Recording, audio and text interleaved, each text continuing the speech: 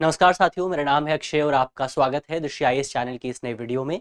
आपको याद होगा कि हम आपकी यूपीएससी की तैयारी को, खासतौर पर प्रीलिम्स 2025 की तैयारी को और ज़्यादा बेहतर बनाने के लिए, करंट अफेयर को और ज़्यादा आसान बनाने के लिए एक नई सीरीज़ लेकर के आए हैं, जहां पर हम इस साल की करंट अफेयर की जो भी इंपॉर्टेंट खबरें रही हैं, उन खबरों पर डिटेल से चर्चा कर रहे हैं, ताकि अगर आपके प्रश्न पत्र में, प्रीलिम्स के एग्जाम में इन खबरों से जुड़ा हुआ कोई भी सवाल आता है, तो आप उस सवाल को आसानी से सॉल्व कर सकें। तो आज के इस वीडियो में हम इकोनॉमी के दूसरे सेगमेंट पर बात करेंगे, दूसरी वीडियो पर बात करेंगे। इससे पहले इकोनॉमी की एक और वीडियो हमने की है, जिसपे हमने तमाम इंपॉर्टेंट जो आपके पॉइंट्स रहे हैं, उन पॉइंट्स पर चर्चा की थी। तो आपका स्वागत है एक बार फिर से इकोनॉमी की इस दूसरी वीडियो में।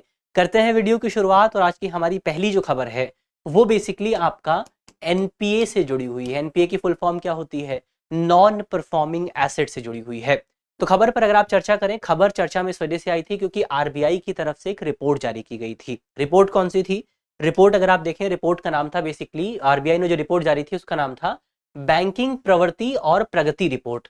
तो ये जो रिपोर्ट थी, ये रिपोर्ट बेसिकली आरबीआई द्वारा जारी की गई थी, और रिपोर्ट में ये बताया गया था कि 2022-23 का अगर आप आंकड़ा उठा करके देखें, तो उस आंकड़े के मुताबिक भारत में जो बैंकों का जो ग्रॉस एनपीए था, ग्रॉस एनपीए पिछले कई वर्षों के अपने सबसे निचले स्तर पर पहुंच गया था, सबसे कम स्तर पर आ चुका था। कितना था? 2022-23 में भारत के जो तमाम बैंक्स हैं, उनका जो ग्रॉस एनपीए था, वो 3.9% के आसपास पहुंच चुका था। और आपको जानकर के हैरानी होगी कि एक समय ऐसा भी था जब भारतीय बैंकों का जो ग्रॉस एनपीए था, वो 11% के आसपास पहुंच चुका था। अब इसको हो सकता है आपको न समझ में आ रहा हो, तो इसके मतलब समझने की कोशिश करते हैं। एनपीए का क्या मतलब होता है? एनपीए के सरल तौर पर अगर आप एनपीए को डिफाइन करने की कोशिश करें, यहाँ तो एकेडमिक डेफिनेशन लिखी है, लेकिन अगर आप सरल तौर पर एनपीए को डिफाइन करें, तो आप कह सकते हैं कि एनपीए का मतलब है कि वो पैसा, बैंक का वो लोन जो कि वापस नहीं आने वाला है, जिसका पैसा बैंक जो है लौटकर वापस नहीं मिलेगा। अब अगर आप डेटा को देखें, तो यहाँ पर जब 11% के आसपास पहुंच चुका था, इसका मतलब ये था कि बैंक जो है अगर 100 लोन दे रहे थे, तो इसमें से 11 लोन के वापस आने की संभावना नहीं थी। अब आप सोच करके देखिए कि आप 100 लोगों को लोन देते हैं, और आपको ये पता है कि इसमें से 11 लोग जो हैं वो लोन को वापस नहीं करने वाले हैं।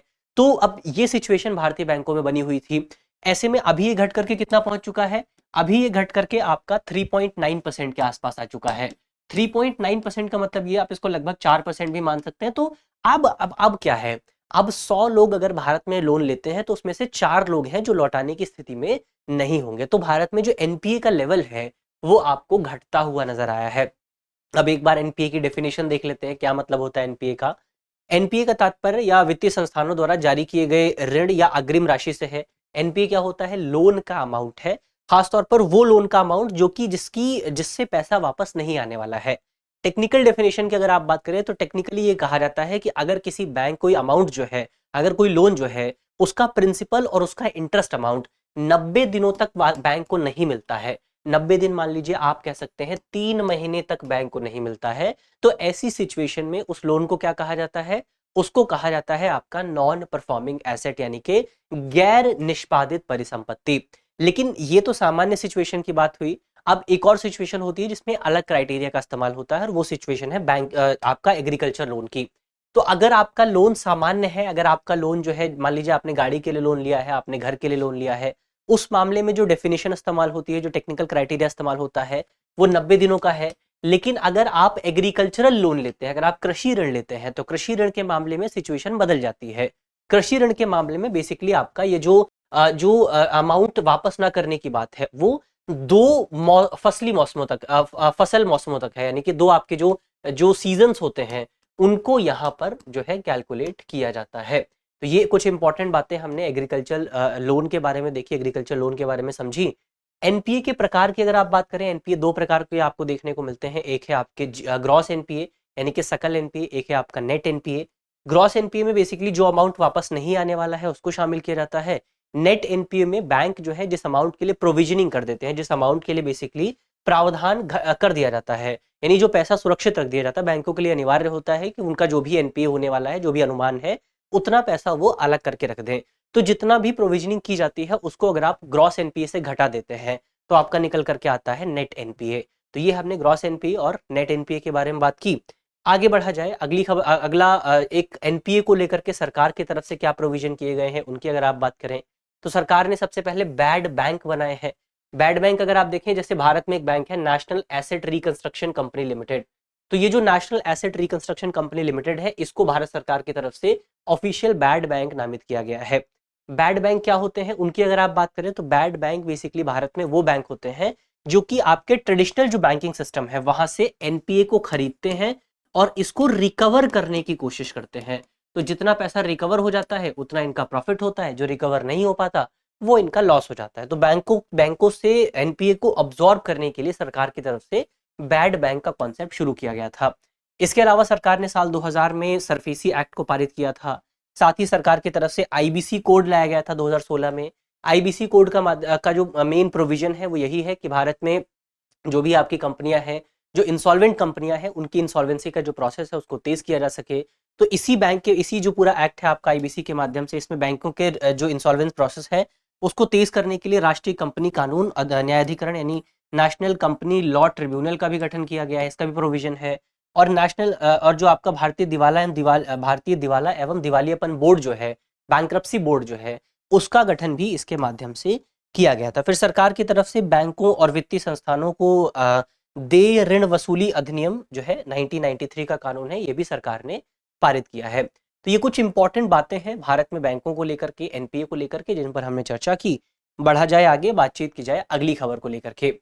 तो हमारी जो अगली खबर है वो आपका वेज एंड मीन्स एडवांस को लेकर के है। ये खबर चर्चा में आई थी क्योंकि आरबीआई ने वेज एंड मीन्स एडवांस की जो लिमिट है, खासतौर पर भारतीय जो राज्य हैं और जो यूनियन टेरिटरीज हैं उनको लेकर के, तो इस लिमिट को आरबीआई ने बढ़ा दिया था, इसी वजह से खबर चर्चा में आई थी। तो खबर यदि आप देखें, खबर क्या है हमारी, खबर हमारी यही है कि भारतीय रिजर्व बैंक आरबीआई ने राज्यों केंद्र शासित प्रदेशों की जो ways and means advance limit है, इसको मौजूदा समय में जो है लिमिट ये आपका 47,010 करोड़ रुपए के आसपास थी, इसको बढ़ा करके 60,118 करोड़ रुपए कर दिया था। अब ये हमारे लिए इंपॉर्टेंट नहीं है कि लिमिट कितनी बढ़ाई थी, लिमिट कितनी है, वो बिल्कुल भी नहीं पूछा जाएगा आपसे। ये आंकड़ा बिल्कुल भी आपसे नहीं पूछा जाएगा। आपसे पूछा जाएगा कि वेज एंड मीन्स एडवांस होता क्या है। उस पर अगर आप चर्चा करें तो वेज एंड मीन्स एडवांस की योजना जो है, इसको आरबीआई द्वारा 1997 में शुरू की गई थी। तो योजना की अगर आप बात करें, इसमें होता क्या है, इसमें बेसिकली आरबीआई एक अस्थायी वित्तीय सहायता के तौर पे काम करता है, एक इम्पॉर्टेंट सहायक के तौर पे काम करता है। तो यहाँ पर आरबीआई जो है, जैसे भारत में जो तमाम यूनिट्स हैं, जैसे आपका केंद्र सरकार हो गई, राज्य सरकार हो गई, या फिर आपकी यूनियन टेरिटरीज हैं, तो इनको अगर पैसे की जरूरत पड़ती है, कभी मान लीजिए इनके पास पैसा खत्म हो जाता है, कैश की जरूरत इनको है, तो इनकी पैसे या वित्तीय संबंधी जो जरूरतें हैं उन जरूरतों को पूरा करने के लिए आरबीआई द्वारा वेज एंड मीन्स एडवांस की व्यवस्था शुरू की गई थी। तो अभी एक ये सवाल भी आपसे पूछा जा सकता है कि basically ways and means advance की जो व्यवस्था है, उस व्यवस्था में कौन कौन पार्टिसिपेट कर सकता है। जैसे अभी हमने यहाँ पर क्या देखा, इसमें आपके केंद्र सरकार पार्टिसिपेट कर सकती है, केंद्र सरकार आरबीआई से पैसा ले सकती है, इसमें राज्य सरकारें आरबीआई से पैसा ले सकती हैं, और इसमें जो यूनियन टेरिटरीज की गवर्नमेंट है वो भी आरबीआई से पैसा ले सकती हैं। तो तीनों जो एंटिटीज हैं वो इसमें जो है बेनिफिशियल होती हैं। अब ये हो सकता है आपके सामने एक स्टेटमेंट निकल करके आए कि वेज एंड मीन्स एडवांस की जो व्यवस्था है वो व्यवस्था केवल केंद्र सरकार के लिए है, तो ये स्टेटमेंट गलत है। या ये व्यवस्था केवल राज्य सरकारों के लिए है, ये भी स्टेटमेंट गलत है। या ऐसे भी पूछा जा सकता है कि इस व्यवस्था में यूनियन टेरिटरीज को शामिल नहीं किया जाता, तो ये भी गलत है क्योंकि इसमें यूनियन टेरिटरीज भी शामिल होती हैं। तो ये वेज एंड मीन्स एडवांस की व्यवस्था हमने देखी। अब ये किस प्रकार के होते हैं, प्रकार की अगर आप बात करें तो वेज एंड मीन्स एडवांस जो है, इसके बेसिकली दो प्रकार आपको देखने को मिलते हैं। WMA के दो प्रकार आपको देखने को मिलते हैं। एक है आपका normal ways and means advance और एक होता है आपका special ways and means advance. अब आप मन में अगर आप सोचेंगे, आप इनके नाम को सुनेंगे तो आपको मन में लगेगा कि सामान्य तौर पर हम नॉर्मल को नॉर्मल मान करके चलते हैं कि सबसे पहले अगर किसी को जरूरत होगी तो वो कौन सा लेगा, सबसे पहले किसी को जरूरत होगी तो वो नॉर्मल लेगा। लेकिन ये धारणा गलत है। वेज एंड मीन्स एडवांस की व्यवस्था में क्या होता है कि अगर आपको वेज एंड मीन्स एडवांस लेना है तो सबसे पहले आपको special ways and means advance लेना पड़ता है। जब आप special ways and means advance की जो लिमिट है उसको समाप्त कर देते हैं, फिर आप कहाँ जाते हैं, फिर आप जाते हैं normal ways and means advance के पास। तो यही चीज यहाँ पर लिखी हुई है, राज्य द्वारा विशेष आहरण सुविधा की सीमा जो है समाप्त हो जाने के बाद सामान्य WMA का इस्तेमाल किया जा सकता है। तो पहले कौन सा इस्तेमाल होता है, स्पेशल WMA इस्तेमाल होता है, इसके बाद आप इस्तेमाल करते हैं सामान्य WMA। अब मान लीजिए कि आपकी ये व्यवस्था भी समाप्त हो जाती है, तो यहाँ पर अगर आप देखें तो सामान्य WMA के तहत ऋण की संख्या राज्य के वास्तविक राजस्व और पूंजीगत व्यय के 3 साल के औसत पर निर्भर करती है। तो इसके लिए सरकार की यह जो आरबीआई है उसकी तरफ से लिमिट भी डिसाइड की गई है, तरीका भी डिसाइड किया गया है। तरीका क्या है कि राज्य के वास्तविक राजस्व और पूंजीगत व्यय के 3 साल के औसत पर जो है आपको कैलकुलेट किया जाएगा कि कितना नॉर्मल डब्ल्यूएमए आपको मिल सकता है। अब मान लीजिए कि आपकी स्पेशल की लिमिट भी खत्म हो जाती है, आपकी नॉर्मल की लिमिट भी खत्म हो जाती है, इसके बाद आप क्या करेंगे? इसके बाद भी आरबीआई एक व्यवस्था चलाता है जिस व्यवस्था का नाम है ओवरड्राफ्ट सुविधा। तो ओवरड्राफ्ट सुविधा बेसिकली तब दी जाती है जब राज्य को दी जाने वाली वित्तीय सहायता या एसडीएफ हो गया या डब्ल्यूएमए हो गया, ये सीमा समाप्त हो चुकी है। अब राज्यों के पास क्या विकल्प बचता है? वो ओवरड्राफ्ट सुविधा का इस्तेमाल कर सकते हैं। ओवरड्राफ्ट सुविधा सामान्य तौर पर आपका 14 दिनों के लिए दी जाती है, ये भी आपको याद रखना है। ये व्यवस्था जो है 14 दिनों के लिए दी जाती है और केंद्र सरकार और राज्य सरकार दोनों के लिए उपलब्ध रहती है। इसके अलावा इस अवधि को आरबीआई द्वारा इस अवधि में आरबीआई द्वारा छूट दी जा सकती है, यानी कि इसमें जो है थोड़ा सा या थोड़ा सा छूट जो है वो यहाँ पर आरबीआई दे सकता है। तो वेज एंड मीन्स एडवांस की हमने बात की, ओवरड्राफ्ट सुविधा की हमने बात की। अगली खबर अगर आप देखें व्हाइट रेवोल्यूशन को लेकर के है, तो अगली खबर व्हाइट रेवोल्यूशन को लेकर के है। इसमें बताया गया है कि आपका हाल ही में सहकारिता मंत्रालय ने व्हाइट रेवोल्यूशन 2.0 के लिए एसओपी जारी किया है। एसओपी यानी स्टैंडर्ड ऑपरेटिंग प्रोसीजर जो है वो जारी किया गया है, जिसका उद्देश्य महिला किसानों को सशक्त बनाना और रोजगार के अवसरों को पैदा करना है। श्वेत क्रांति 2.0 के बारे में अगर आप बात करें तो ये महिला सशक्तिकरण और कुपोषण के खिलाफ लड़ाई के साथ साथ दुग्ध उत्पादन को बढ़ावा देने की एक पहल है। यानी कि इसमें जो आपका व्हाइट रेवोल्यूशन है, जब हम व्हाइट रेवोल्यूशन की बात करते हैं तो हमारे मन में ख्याल आता है कि ये दुग्ध उत्पादन को बढ़ावा देने के लिए होगा। तो जो हमारा व्हाइट रेवोल्यूशन 1.0 था, जो पहला व्हाइट रेवोल्यूशन था, वो तो दुग्ध उत्पादन के लिए ही था, वो मिल्क प्रोडक्शन के लिए ही था। लेकिन जो इसका पार्ट 2 है उसमें मिल्क प्रोडक्शन के साथ साथ महिला सशक्तिकरण और महिलाओं के बीच में कुपोषण की जो समस्या आपको मिलती है उस समस्या को भी एड्रेस किया जाता है। तो ये स्पेशली आपको याद रखना है क्योंकि ये पूछा जा सकता है कि जो व्हाइट रेवोल्यूशन 1.0 था और व्हाइट रेवोल्यूशन 2.0 है उसमें क्या डिफरेंस है, या व्हाइट रेवोल्यूशन 2.0 में क्या अलग से शामिल किया गया है। तो ऐसे सवाल जो है वो आपसे पूछे जा सकते हैं। चलिए आगे बढ़े आप। व्हाइट रेवोल्यूशन के अनुरूप जिसमें डेयरी की कमी वाले देश को दुग्ध उत्पादन में वैश्विक नेता में बदल दिया, श्वेत क्रांति को ऑपरेशन फ्लड के नाम से भी जाना जाता है। तो ये आपका प्रीलिम्स के लिहाज से इंपॉर्टेंट पॉइंट है, आपको याद रखना है कि एक तो स्टेटमेंट में सवाल आ सकता है या डायरेक्ट भी आपसे सवाल पूछा जा सकता है। तो व्हाइट रेवोल्यूशन को क्या कहा जाता है? ऑपरेशन फ्लड भी कहा जाता है। तो ऑपरेशन फ्लड की हमने बात कर ली है, आगे बढ़ा जाए। श्वेत क्रांति 2.0 के प्रमुख उद्देश्य क्या है, इन पर अगर आप चर्चा करें तो सबसे पहला उद्देश्य है डेयरी सहकारी समितियों द्वारा दूध खरीद में वृद्धि करना, महिला कृषकों को मजबूत बनाना, महिलाओं का सशक्तिकरण करना, फिर डेयरी अवसंरचना को मजबूत बनाना, डेयरी निर्यात को बढ़ाना और वित्तीय समावेशन को बढ़ावा देना, फाइनेंशियल इंक्लूजन को बढ़ावा देना। तो ये कुछ आपके 5 उद्देश्य जो हैं ये श्वेत क्रांति 2.0 के लिए निर्धारित किए गए हैं। इसके अलावा और अगर आप चर्चा करें तो इस पूरी योजना के तहत मुख्य तौर पर जो सहकारी समितियां हैं उनके द्वारा खरीद को वर्तमान समय में 660 लाख लीटर प्रतिदिन से बढ़ा करके 1000 लाख लीटर प्रतिदिन किया जाएगा। श्वेत क्रांति के विषय में अगर आप बात करें, व्हाइट रेवोल्यूशन के बारे में अगर हम देखें तो इसको भारत में 1970 में शुरू किया गया था। कब? 1970 में शुरू किया गया था। और ये एक बेसिकली आपका डेयरी विकास कार्यक्रम था जिसका उद्देश्य भारत को दूध उत्पादन में आत्मनिर्भर बनाना था। और इस पूरी क्रांति को लाने में एक व्यक्ति की भूमिका काफी इंपॉर्टेंट मानी जाती है और वो व्यक्ति है डॉक्टर वर्गीस कुरियन। तो डॉक्टर वर्गीस कुरियन ने भारत में व्हाइट रेवोल्यूशन को लाने में एक इंपॉर्टेंट भूमिका अदा की थी और इसी को ध्यान में रखते हुए उनका जो जन्म दिवस है 26 नवंबर, इसको याद करने के लिए भारत में राष्ट्रीय दुग्ध दिवस के तौर पर भी इसको मनाया जाता है, मिल्क डे के तौर पर इसको मनाया जाता है। सरकार की तरफ से अगर आप देखें भारत में डेयरी सेक्टर को बढ़ाने के लिए क्या क्या प्रयास किए गए हैं, तो सरकार ने बहुत सारे प्रयास किए हैं, आप इनके नाम को याद रख सकते हैं। सरकार के द्वारा पशुपालन अवसंरचना विकास निधि का गठन किया गया है जिससे भारत में जो ओवरऑल आपका लाइफ स्टॉक प्रोडक्शन है उसको बढ़ावा दिया जाएगा। सरकार की तरफ से किसान क्रेडिट कार्ड योजना की शुरुआत की गई है। सरकार ने राष्ट्रीय गोकुल मिशन की शुरुआत की है, राष्ट्रीय डेयरी विकास कार्यक्रम की शुरुआत की है, पशुपालन स्वास्थ्य एवं रोग नियंत्रण कार्यक्रम की शुरुआत की है ताकि भारत में जो भी आपके पशु हैं उनकी जो ब्रीड्स हैं उनको सुधारा जा सके, उसमें बेसिकली उनको हेल्दी न्यूट्रिएंट्स जो है वो उपलब्ध कराए जा सके ताकि उनका मिल्क का जो प्रोडक्शन है वो बढ़ सके। तो ये तमाम प्रयास सरकार की तरफ से इस पूरे विषय को लेकर के किए गए हैं। चलिए आगे बढ़ा जाए। अगली खबर अगर आप देखें, अगली खबर बेसिकली आपका national mission on edible oil seeds को लेकर के है। ये मिशन सरकार द्वारा जो रिसेंटली बजट लॉन्च किया गया था उस बजट के दौरान सरकार ने घोषित किया था। तो मिशन के बारे में अगर आप देखें, टोटल आपका मिशन जो है वो 2024-25 से लेकर के 2030-31 के बीच में आपको देखने को मिलने वाला है। इस मिशन का लक्ष्य तिलहन उत्पादन में भारत को 7 वर्षों में आत्मनिर्भर बनाना है। ऑयल सीड प्रोडक्शन के मामले में भारत को आत्मनिर्भर बनाना है। इसके अलावा इस मिशन के तहत एक पोर्टल की भी शुरुआत की गई है। पोर्टल का नाम आप देख सकते हैं, पोर्टल का नाम आपको याद भी रखना है क्योंकि पूछा जा सकता है। पोर्टल का नाम है साथी पोर्टल। कौन सा? साथी पोर्टल की शुरुआत जो है वो सरकार द्वारा की गई है, जिसके तहत राज्य गुणवत्तापूर्ण बीजों की समय पर उपलब्धता के लिए हितधारकों के साथ समन्वय कर सकते हैं। तो ऑयल सीड प्रोडक्शन को हम बढ़ावा कैसे देंगे?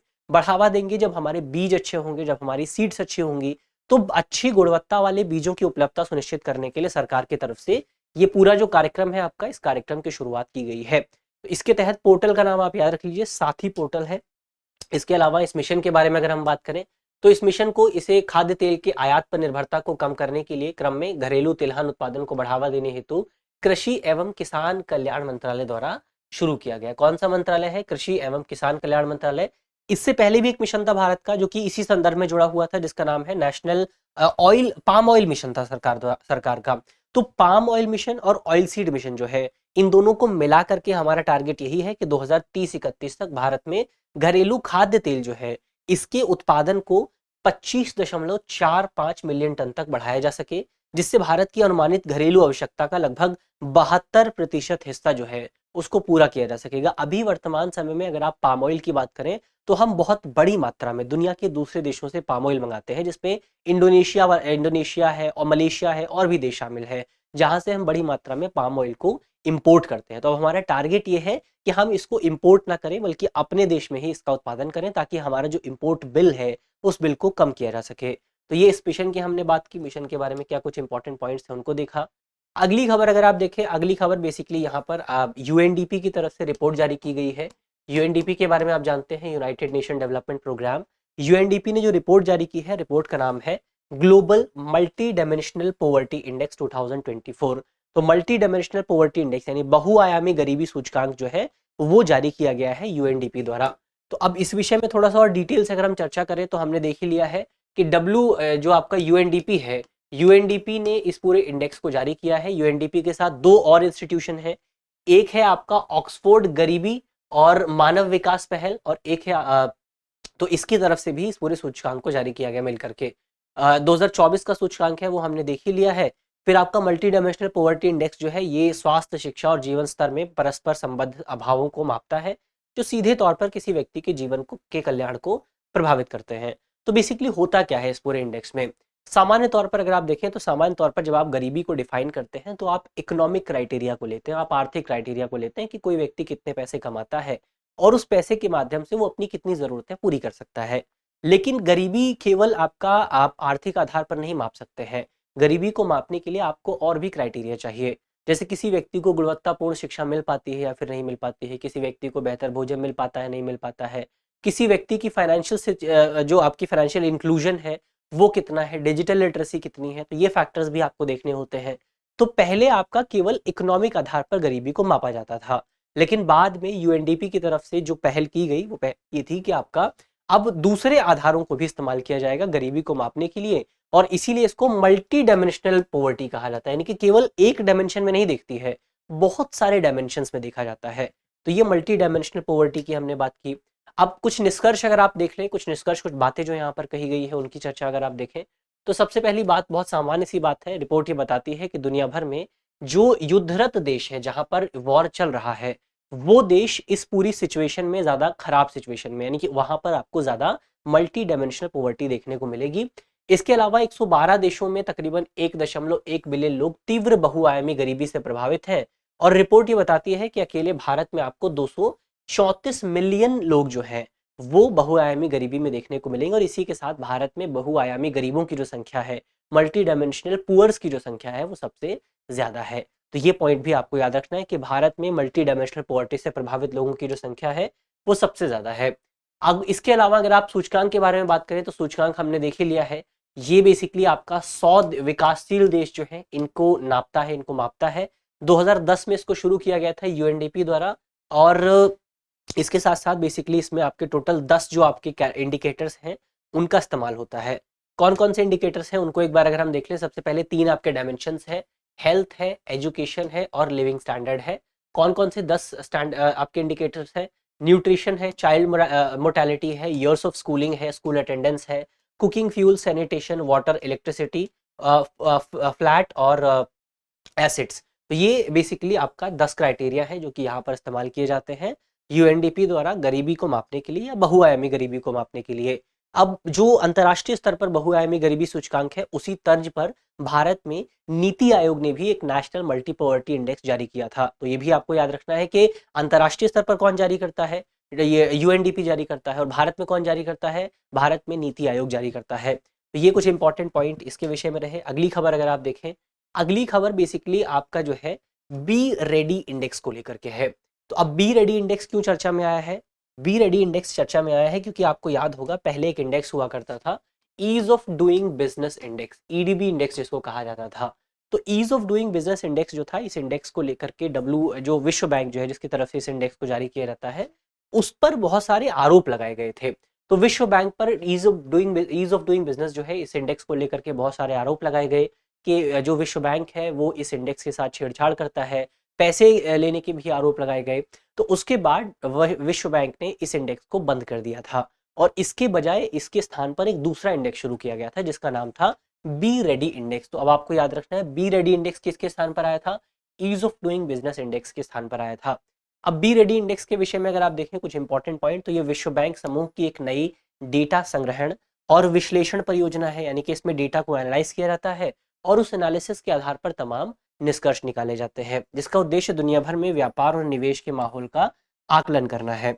उद्देश्य की अगर आप बात करें, उद्देश्य में समावेशी और सतत आर्थिक विकास को बढ़ावा देना, निजी निवेश को प्रोत्साहित करना, रोजगार सृजन करना और उत्पादकता को बढ़ावा देना, यानी प्रोडक्टिविटी को बढ़ाना, ये इसके तमाम उद्देश्य हो जाते हैं। इसके अलावा अगर आप मूल्यांकन किस आधार पर किया जाता है, किसी देश का मूल्यांकन कैसे होता है, उसकी अगर आप बात करें तो 3 क्राइटेरिया जो है यहाँ पर इस्तेमाल किए जाते हैं विश्व बैंक द्वारा। पहला क्राइटेरिया है आपका नियामक ढांचा, यानी कि एक कंपनी जो है वो कंपनी अपने पूरे जीवन काल में शुरुआत से लेकर के जब कंपनी रजिस्टर होती है और अंत तक, यानी कि जब कंपनी जो है बंद होती है, इस पूरी अवधि के दौरान एक कंपनी को कितने नियमों को फॉलो करना होता है।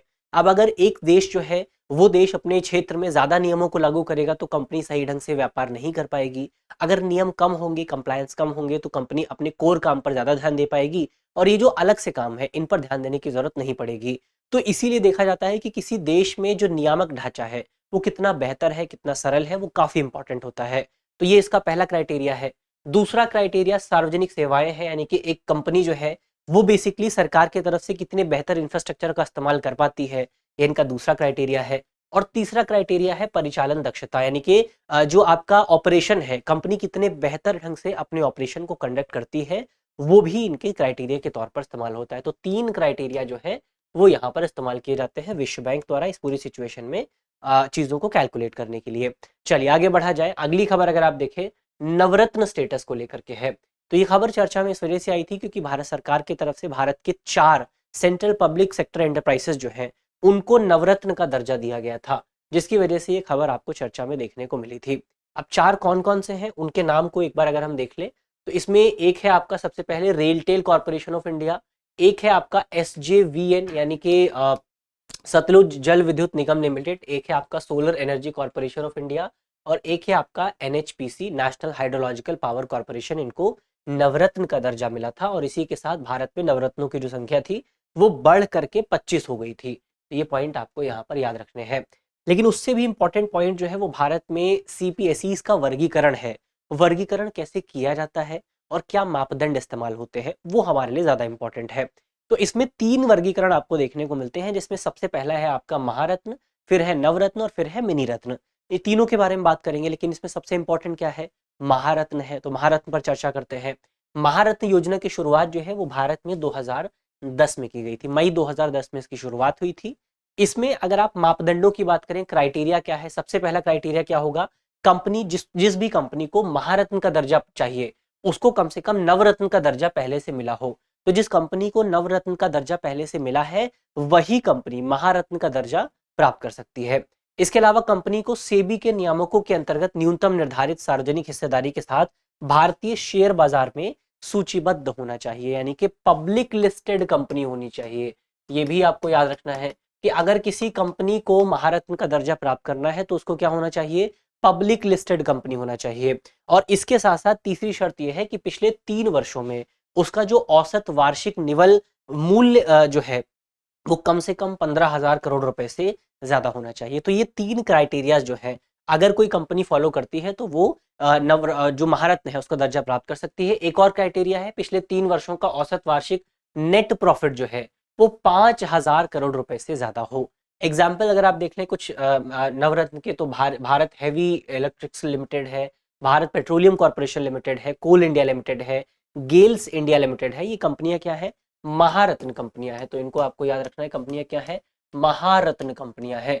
एक कंपनी है, एक क्राइटेरिया है आपका नवरत्न का क्राइटेरिया, 1997 में शुरू किया गया था। कब, 1997 में, 1997 में। महारत्न कब शुरू हुआ था, 2010 में शुरू हुआ था। और जो नवरत्न है ये 1997 में शुरू हुआ था।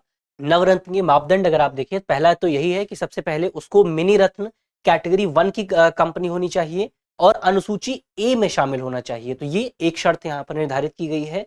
और शर्त अगर आप देखें, पहली शर्त यह है कि पिछले 5 वर्षों में से 3 वर्षों में समझौता ज्ञापन प्रणाली के तहत उत्कृष्ट या बहुत बेहतर, बहुत अच्छी रेटिंग जो है उस कंपनी को प्राप्त हो। तो ये 2 शर्तें रखी गई हैं। और उदाहरण के लिए अगर आप देखें तो भारत इलेक्ट्रॉनिक्स लिमिटेड और हिंदुस्तान एरोनॉटिकल लिमिटेड यानी HAL जो है, ये क्या है, ये आपका नवरत्न कंपनियां हैं। तीसरी कैटेगरी है आपका मिनी रत्न कंपनी की। मिनी रत्न कैटेगरी की कंपनी की शुरुआत जो है 1997 में हुई थी। तो 2 एक साथ शुरू किए गए थे, नवरत्न और मिनी रत्न, दोनों एक साथ 1997 में शुरू हुए थे।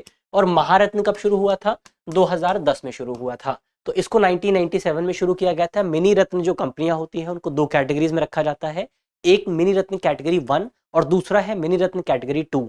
मिनी रत्न कैटेगरी 1 के क्राइटेरिया की अगर आप बात करें, उसका क्राइटेरिया यह है कि पिछले 3 वर्षों से लगातार लाभ प्राप्त किया हो तथा 3 साल में एक बार कम से कम 30 करोड़ रुपए का शुद्ध निवल लाभ जो है वो उस कंपनी ने अर्जित किया हो, तब वो कंपनी मिनी रत्न कैटेगरी 1 में शामिल की जा सकती है। मिनी रत्न कैटेगरी 2 की अगर आप बात करें तो ये बहुत सामान्य सी कैटेगरी है। इसके लिए शर्त यह है कि उस वो जो कंपनी है, सरकारी कंपनी है, उसके द्वारा पिछले 3 सालों से लगातार लाभ अर्जित कर रही हो। लाभ कितना भी हो सकता है, बस प्रॉफिट होना चाहिए। और इसके साथ साथ उसकी निवल संपत्ति जो है वो आपका पॉजिटिव होनी चाहिए, सकारात्मक होनी चाहिए। एग्जाम्पल आप यहाँ पर देख सकते हैं, कैटेगरी 1 की जो मिनी रत्न कंपनियां हैं, भारतीय विमानन प्राधिकरण है, एंट्रिक्स कॉर्पोरेशन है, तो ये कैटेगरी 1 की है। कैटेगरी 2 में आपको BPCL मिलेगा, अलीमको मिल जाएगा, भारतीय कृत्रिम अंग निर्माण लिमिटेड है, ये आपको कैटेगरी 2 में मिल जाएंगे। तो ये हमने कुछ कंपनियों की बात कर ली है। अगली खबर अगर आप देखें, अगली खबर बेसिकली यहाँ पर आपका WPI को लेकर के है। WPI यानी कि होलसेल प्राइस इंडेक्स को लेकर के है।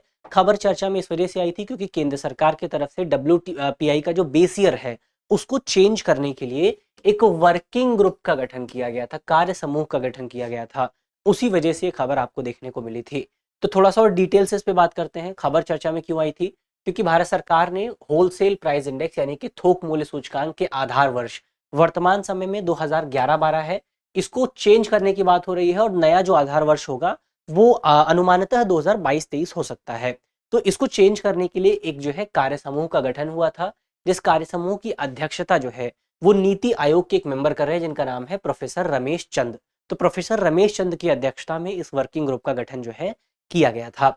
ये समूह संकलन और प्रस्तुति में सुधार का सुझाव भी देगा, यानी कि किस तरह से हम जब WPI को जो पेश किया जाता है उसमें क्या चेंजेस किए जा सकते हैं, क्या बदलाव किया जा सकता है उसके प्रस्तुतिकरण में, और इसके साथ साथ उसके संकलन में, यानी कि डेटा जो हम एकत्र करते हैं उसमें हम क्या चेंज कर सकते हैं, उसको लेकर के सुझाव जो है दिए जाएंगे।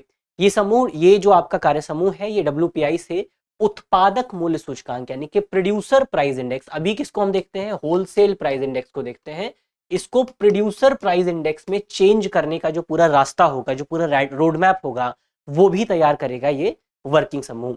इसमें मौजूदा संग्रहण की इसमें मूल्य संग्रहण की मौजूदा प्रणाली की समीक्षा की जाएगी।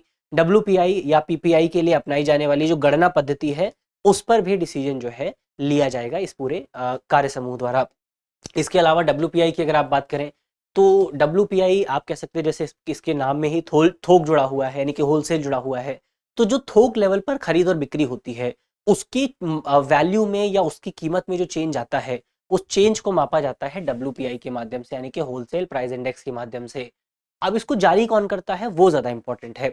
इसको जारी किया जाता है बेसिकली आपका जो उद्योग मंत्रालय है, वाणिज्य उद्योग मंत्रालय, उसमें एक डिपार्टमेंट है, डिपार्टमेंट ऑफ इकोनॉमिक अफेयर्स। तो डिपार्टमेंट ऑफ इकोनॉमिक अफेयर्स जो है उसके द्वारा WPI को जारी किया जाता है। ये पॉइंट आपको याद रखना है। भारत में सबसे व्यापक रूप से इस्तेमाल किए जाने वाला मुद्रास्फीति सूचकांक है।